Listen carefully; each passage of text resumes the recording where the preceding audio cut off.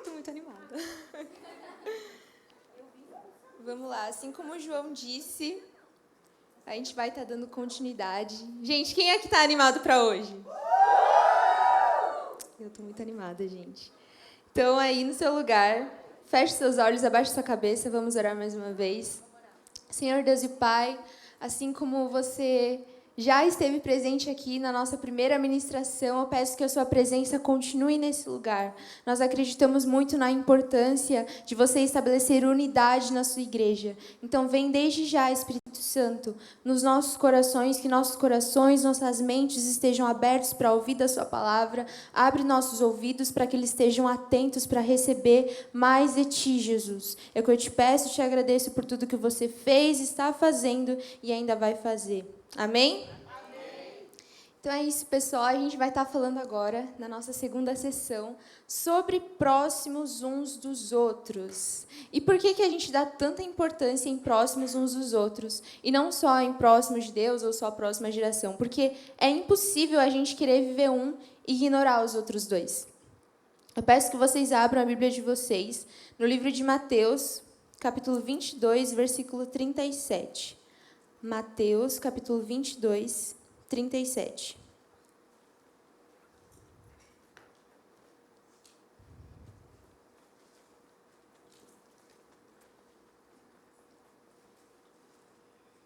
Mateus, capítulo 22, versículo 37 ao 39.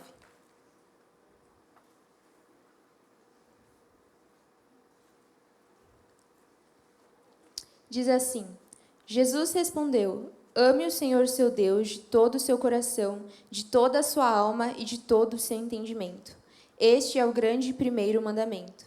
E o segundo, semelhante a esse, é: ame o seu próximo como você ama a si mesmo. Aqui nessa passagem, Jesus ele fala a respeito de sermos próximos uns dos outros. Porque ele não fala que há um único mandamento. Aqui, quando o mestre da lei pergunta para Jesus e pergunta para ele qual é o mandamento mais importante, Jesus ele não diz que há um único mandamento, mas que há dois.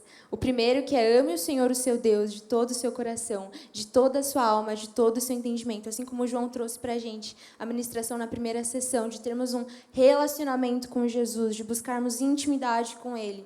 De buscarmos esse relacionamento em santidade, orando, em oração, jejuando. Mas ele não para por aí. Jesus diz que há um segundo mandamento semelhante ao primeiro, que é: ame o seu próximo como você ama a si mesmo. E eu quero que você repita isso comigo. A unidade. Mais forte, gente. A unidade dentro da igreja é algo inegociável.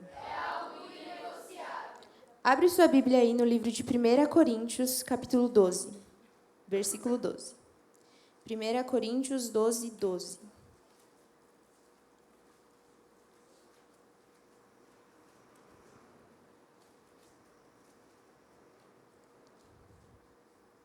E antes da gente ler essa passagem, eu vou explicar para vocês mais ou menos por que o Progos ele caminha dentro dessas três visões, né, e não apenas de uma.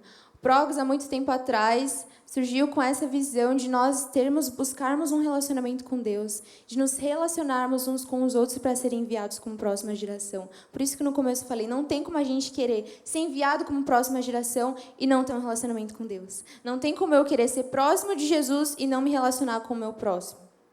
Não me relacionar com os meus amigos, com a minha família. E o próximo uns dos outros, ele é essencial dentro da igreja. Um grande exemplo disso é o próprio Proxlev. Sabe, a gente pensou, na verdade, acho que desde o começo desse ano, né, ou do final do ano passado, a gente já tinha pensado em fazer um evento assim. E fazendo as contas, gente, matematicamente era impossível de fazer um evento totalmente gratuito. Mas, graças a Deus, com unidade, a gente conseguiu doações, não só essas pulseirinhas que vocês estão usando, mas quem é que está com a pulseirinha azul? Levanta a mão. Essa galera que vocês estão vendo que está com a pulseirinha azul, eles estão aqui desde cedo, servindo, arrumando as cadeiras, organizando o hall de entrada, essas sacolinhas que vocês ganharam também, o caderninho que vocês receberam com a caneta para anotação, foi doação. O que a gente vai fazer depois que acabar o ProxLab com os alimentos que forem doados é um gesto de unidade dentro da igreja.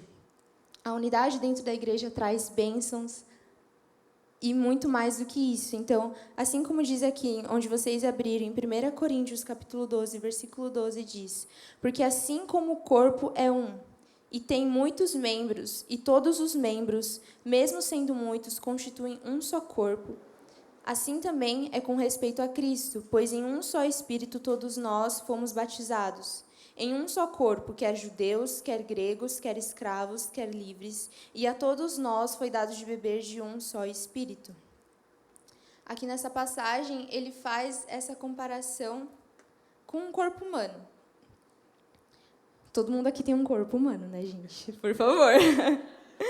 Onde ele nos compara com os membros do corpo, onde Cristo é a cabeça e nós somos os membros.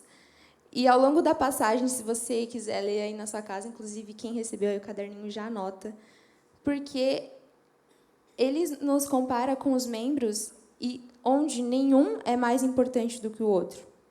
Todos nós somos importantes para a funcionalidade do corpo de Cristo. No versículo 27, ele diz: ora, vocês são o corpo de Cristo e individualmente membros desse corpo. E aí eu vou fazer uma pergunta para vocês. Quem aqui, quando estava ajudando os pais, arrumando a casa, eu sei que com certeza alguém já ouviu isso, mas vou repetir de novo, que é quando a gente está arrumando a casa, varrendo, não sei, passando pano, e a gente bate o dedinho do nosso pé na quina de um móvel. Quem já passou por isso? Ou quando a gente está na sala de aula, isso acontecia comigo direto, eu estar escrevendo assim e bater a ponta do cotovelo na parede, assim, dar aquele choque no corpo todo. Quem já passou por isso também? Gente, quando um membro do nosso corpo sofre, todo o corpo sente. Quando um membro passa por problemas, passa por dificuldades, todo o corpo sente.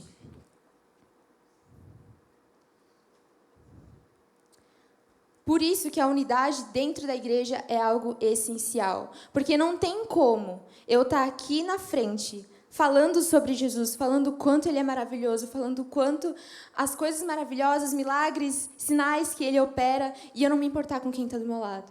Não tem como eu falar algo aqui e no meio da semana, quando meu irmão estiver passando por dificuldade, eu não mandar mensagem, eu não me preocupar.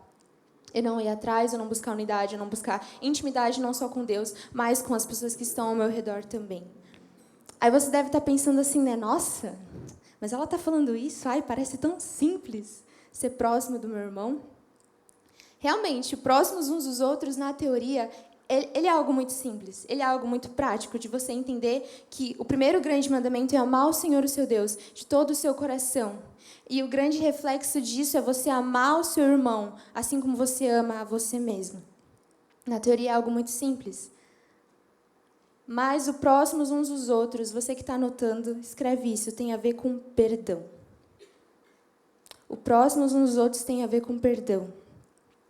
E por que eu vou falar sobre perdão antes de falar sobre os próximos assuntos dentro de unidade? Porque não vai ter como a gente saber receber sem a gente perdoar primeiro, sem a gente entender o perdão. Então, abre aí na sua Bíblia, no livro de 1 João, capítulo 1, versículo 9. 1 João 1, 9.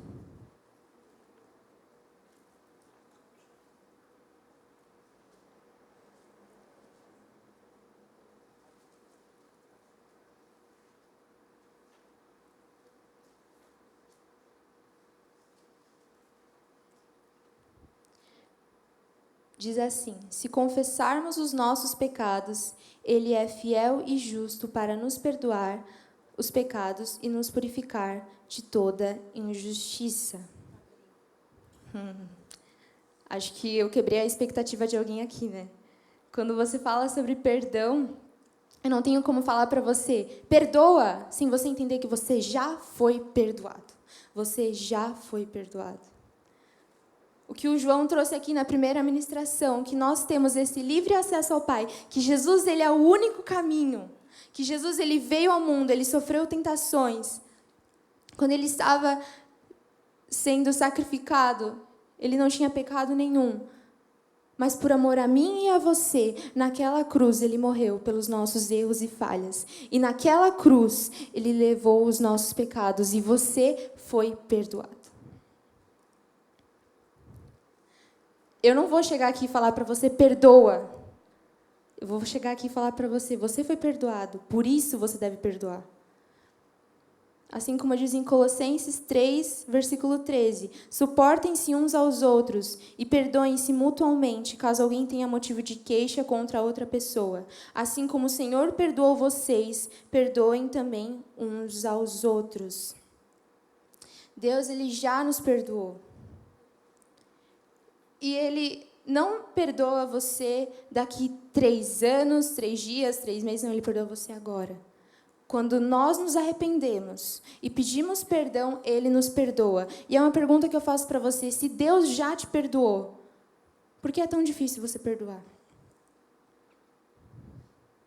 Se Deus, quando Ele olhou para nós, pecadores, cheios de erros, cheios de falhas, e nós chegamos a Ele nos arrependendo, falou, Deus, eu errei, daqui para frente eu quero caminhar com você, ter uma nova vida, ter uma nova história contigo, perdoa os meus pecados.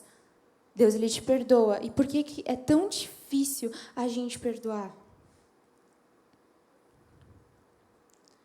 Na palavra dele diz em Mateus, capítulo 18, versículo 27, que nós devemos perdoar ao nosso próximo, aqueles que nos feriram, 70 vezes 7. Quem aqui é bom de matemática? Quanto que dá 70 vezes 7? 490. E sim, gente. 490 vezes. Então quer dizer que eu tenho que perdoar o meu próximo 490 vezes e se chegar a 491? Não. Não, porque estava 70 vezes 7. 491 passou. Não, gente, também não é assim. É algo que ele nos mostra que nós devemos perdoar o tempo todo. Por quê? Porque o perdão ele é uma decisão. Você decide perdoar. Você não sente, não é, eu vou perdoar quando eu sentir que eu preciso perdoar, eu vou perdoar quando eu sentir quando passar um pássaro é um sinal que eu devo perdoar. Não, gente, o perdão ele é uma decisão, você decide perdoar.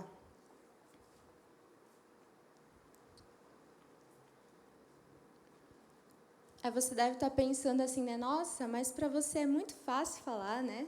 Você não conhece o que eu passei, você não conhece a minha história, você não conhece as pessoas que me feriram, que me julgaram, que quando eu mais precisei me deixaram de lado, que quando eu me encontrei numa situação em que eu precisava de mais ajuda, parecia que eu não tinha ninguém. Não, você não conhece.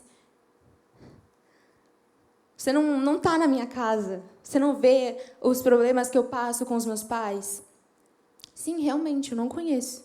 Eu não conheço a sua história, eu não conheço o seu coração, mas Deus conhece. Deus, Ele conhece você mais do que ninguém. Tem uma passagem que a gente sempre fala aqui nos nossos cultos, que é o Salmo 139, que diz que quando nós estávamos no ventre das nossas mães, Deus, Ele já sonhava com planos para o nosso futuro. Então, Ele, mais do que ninguém, Ele conhece o meu e o seu coração. Ele conhece e Ele estava vendo quando você mais precisava e ninguém te ajudou. Quando você mais precisava e talvez você se sentiu sozinho. Quando você fechava a porta do seu quarto e chorava. E pensava, eu não tenho ninguém. Ele sabe o que você passou. Mas mesmo assim, Ele te diz para você perdoar. Mesmo sendo difícil, mesmo sendo algo que às vezes a gente não entenda, Ele nos chama para perdoar. Porque você foi perdoado. Porque Deus não desiste de você. E por isso você está aqui hoje. Porque Ele está te chamando para perdoar. Te lembrando, ei, eu não te deixei sozinho. Mesmo quando você se sentiu sozinho, mesmo a unidade dentro da igreja sendo algo tão importante. Você não estava sozinho. Eu estava lá com você. Eu estava vendo quando você entrava no seu quarto e chorava, quando você sentava no fundo da sala, porque você não queria falar com ninguém. Quando mesmo nos momentos em que você estava sem Wi-Fi, você pegava só o celular para ficar mexendo, porque você não queria olhar para as pessoas e conversar. Deus, Ele estava com você. E mesmo que seja difícil, mesmo que isso seja confrontador, Porque assim como eu não conheço o que você passou, acho que a maioria daqui também talvez não sabe as coisas que eu já vivi. E eu não vou chegar aqui para vocês e falar tudo que eu já vivi, tudo que eu passei, as pessoas que me feriram.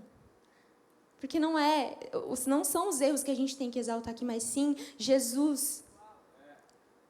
Eu não vim aqui para falar dos meus erros, do meu passado, mas sim para falar o quão Jesus transformou isso e hoje Ele me deu uma nova história.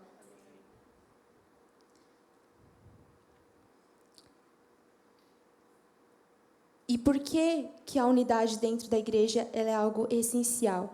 Porque ela caminha junto com o mover do Espírito Santo. Repete comigo, mover do Espírito Santo. Assim como a gente leu aqui em 1 Coríntios 12, na minha Bíblia eles têm alguns títulos das passagens, e aqui no primeiro versículo de Coríntios 12 fala sobre os dons espirituais, e onde a gente leu no versículo 12 fala sobre a unidade da igreja. Por quê? Porque a presença do Senhor está onde há unidade. O mover do Espírito Santo está onde há unidade. E por que a gente é tão atacado nas nossas relações, nas nossas amizades? Porque Satanás sabe disso. E ele quer trazer divisão. Ele quer fazer você sentir sozinho. Mas Deus, Ele nos lembra que nós não estamos sozinhos e Ele quer estabelecer a unidade dentro da igreja. A unidade não só dentro da igreja, mas você que está anotando, próximos uns dos outros também tem a ver com família e amigos. Em Salmos, no capítulo 133, versículo 1, diz assim: ó, como é bom e agradável viverem unidos os irmãos.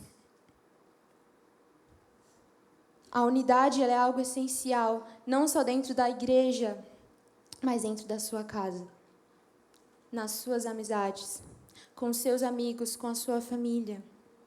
E Deus, Ele se alegra quando Ele vê a unidade dentro de casa. Deus, Ele se alegra quando você honra os seus pais, quando você fala para eles uma palavra de amor, uma palavra de gratidão. Ah, mas é tão difícil porque eu nunca ouvi um eu te amo do meu pai. Mas dá o primeiro passo. Às vezes nós, como filhos, a gente talvez tenha isso de esperar mais dos nossos pais, mas por que você não tenta dar o primeiro passo? Fala, pai, mãe, a comida estava muito boa. Muito obrigado. Pai, eu sei que você trabalha todos os dias. Eu posso te ajudar? Você precisa de ajuda em alguma coisa?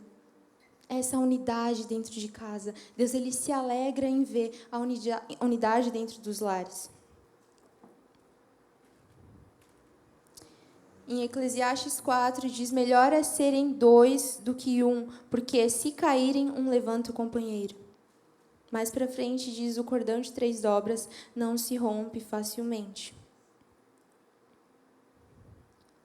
Nós, quando estamos juntos, somos mais fortes. E isso é algo que a gente tem falado, a gente falou no mês passado, mas a gente repete isso aqui. Que Deus, Ele não vai levantar um adolescente, um menino ou uma menina nessa geração. Ele não vai levantar você sozinho na sua escola, mas Ele vai levantar uma geração de filhos. Ele vai levantar uma geração de príncipes e princesas, herdeiros do trono, para estabelecer o reino dele aqui.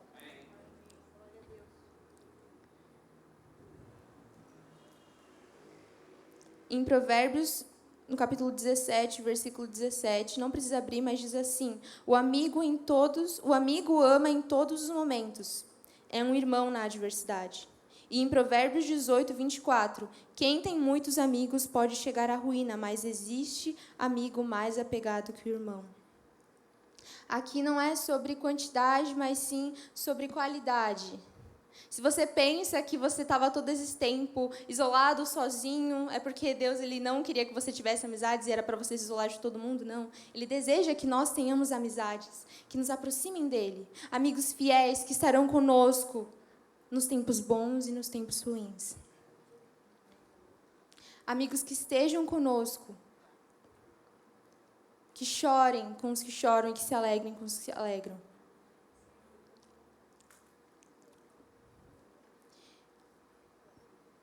E a amizade, ela não tem a ver só com a gente receber. às vezes, talvez você se encontre numa situação de, não, eu tenho amigos, dentro da minha casa há unidade, eu sou acolhido na minha igreja, então eu tô de boa. É isso, né? Entendi. Não. Se você se vê numa situação em que você pode acolher alguém, acolhe. Tem alguém sozinho, ninguém está falando com aquela pessoa. Não, mas eu não sou líder. Não, mas eu não sou pastor. Não posso falar com aquela pessoa. Não, você pode. Você tem a identidade de filho de Deus. Então, às vezes, isso nos tira da nossa zona de conforto. Da gente querer falar com alguém que a gente não conhece, acolher.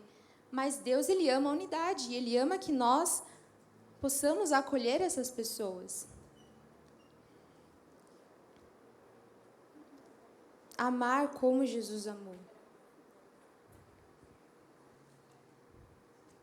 E por que perdão foi a primeira coisa, né? Porque não tem como você se sentir acolhido também se você não perdoou. Não tem como você se sentir acolhido, não tem como você se sentir amado. Não, vai ser impossível você sentir parte de uma família se você não perdoou. Porque você vai começar a só ver defeitos, você vai começar a só ver falhas, você vai começar a falar assim, nossa, mas é que ninguém vem falar comigo. Eu também não vou falar com ninguém. Gente, eu era assim, por isso que eu falo isso. Vai ser impossível você se sentir acolhido, você se sentir parte do corpo de Cristo, se você não perdoou.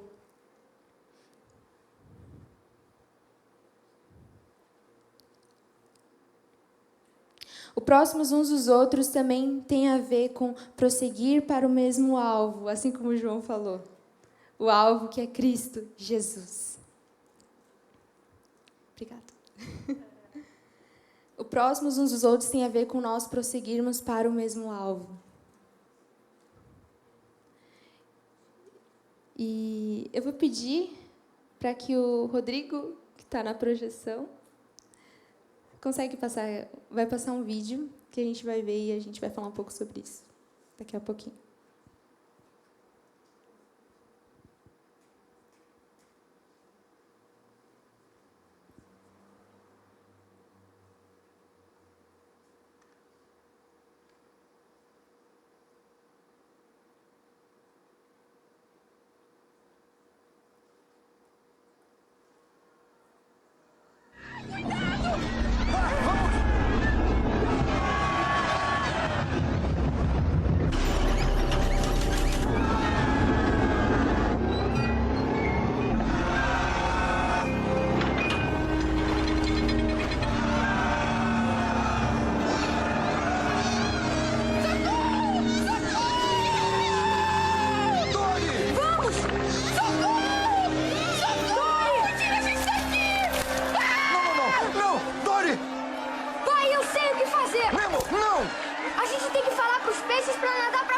Sai daí agora! Eu sei que vai funcionar! Não, eu não vou te perder outra vez! Pai, não dá tempo!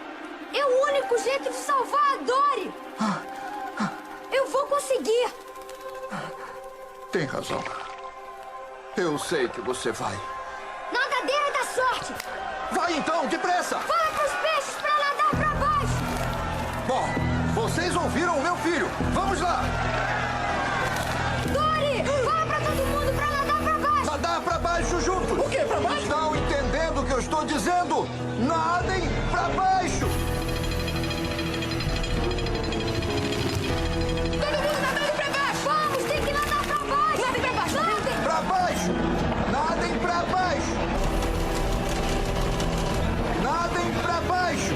Nadem pra baixo!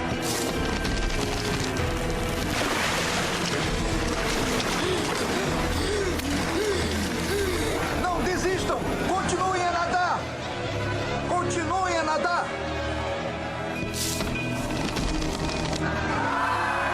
É isso aí!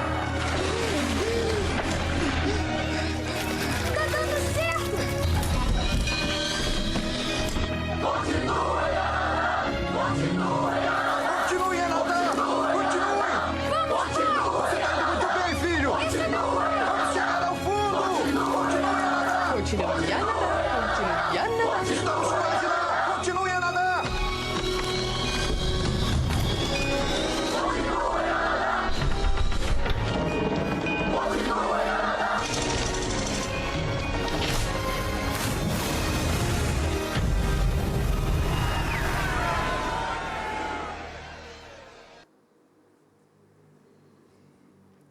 Isso.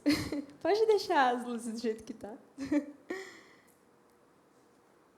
Nemo. Ai, gente, eu tava em casa preparando essa ministra, eu falei assim, nossa, tem que passar alguma coisa para que eles entendam isso sobre unidade. Aí eu lembrei da cena do filme, eu falei, nossa, não é que se encaixa? Não é que se encaixa bem? Se naquela cena que a gente acabou de ver, só fosse o Nemo e a Dory nadando para baixo, assim, os peixinhos desse tamanho, vocês acham que eles iam sobreviver? Não, né?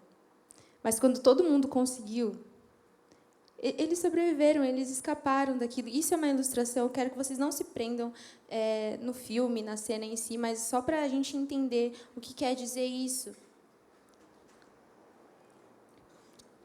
Em Filipenses 3:13 diz, irmãos, quanto a mim não julgo havê-lo alcançado, mas uma coisa faço, esquecendo-me das coisas que ficaram para trás e avançando para as que estão diante de mim. Prossigo para o alvo, para o prêmio da soberana vocação de Deus em Cristo Jesus. Não há mover do Espírito Santo sem unidade. E o inimigo sabe disso. Por isso que ele quer tanta divisão dentro das casas, das famílias e da igreja. Por isso que, às vezes, a gente acredita nessas mentiras e a gente se deixa ser tomado pela amargura, pelo rancor, e a gente não libera perdão. Falando, ninguém te entende mesmo? Fica aí no seu canto, você ganha mais. Quem já ouviu aquela frase, melhor sozinho do que mal acompanhado? Deus, Ele ama a unidade, Ele ama a comunhão, Ele ama isso aqui. A igreja começou dentro das casas. A igreja começou com pessoas que amavam e prosseguiam para o mesmo alvo, Jesus Cristo. E se reuniam, mesmo no meio da perseguição, e ainda há igrejas assim. Assim, por isso que eu pedi para eles deixarem as luzes do jeito que estão, porque ainda há igrejas assim, que se reúnem dentro de casas para buscarem juntos Jesus. O Prox Lab tem esse estilo de laboratório e, na química, catalisador é aquilo que acelera o processo químico.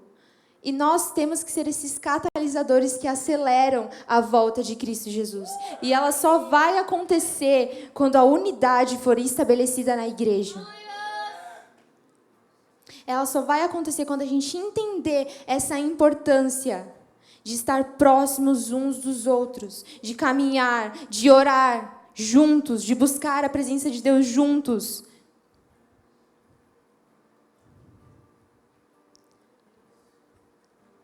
Nós fomos perdoados e por isso nós precisamos perdoar. Nós fomos amados, nós fomos acolhidos e por isso você precisa acolher. Não por, nossa, ninguém me acolheu, agora só porque ninguém me acolheu eu vou mostrar que eu sei fazer melhor. Não, você perdoa porque você foi perdoado. Você ama porque você foi amado. Talvez até a pessoa que te feriu, ela fez sem alguma intenção. E às vezes a gente carrega isso, anos e anos e anos e anos, e a gente fica no mesmo lugar, paralisado.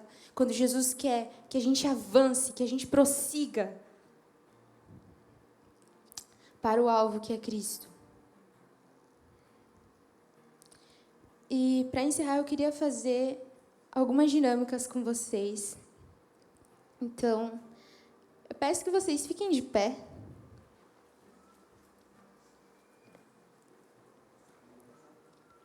E que você procure uma dupla que você não conhece. Lembrando que meninos com meninos e meninas com meninas. Procure uma dupla. Ó, eu aconselho vocês a irem nos visitantes.